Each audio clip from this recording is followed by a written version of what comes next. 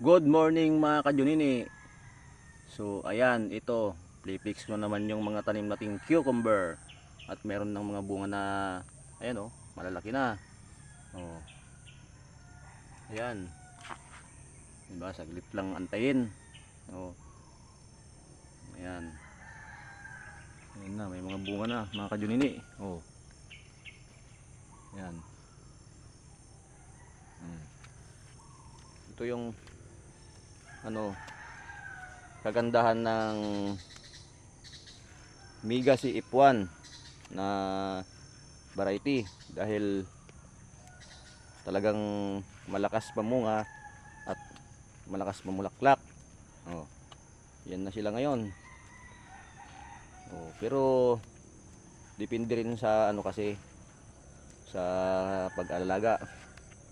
Ayan. Ang isang sikreto po ng pagtatanim ng pipino mga kajunini ay kailangan mayroon kang litrang P. Yan.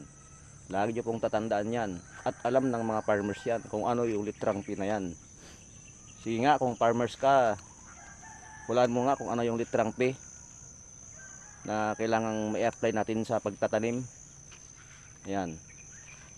Kung farmer ka, alam mo yan kung ano yung sinasabi ko na litrang P.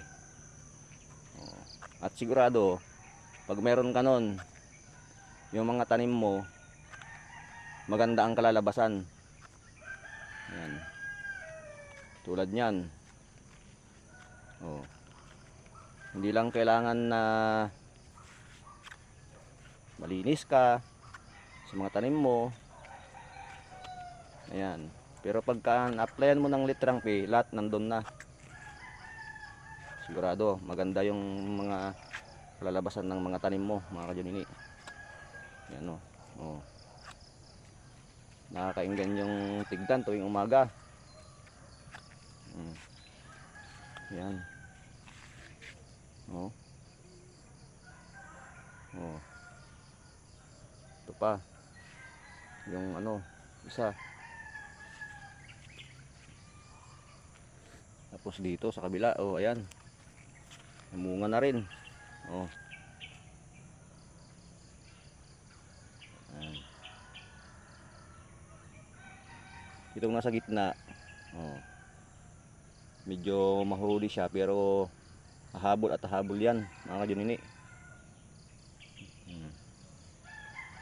Ayan. Ito na yung mga pipinuhan natin ngayon.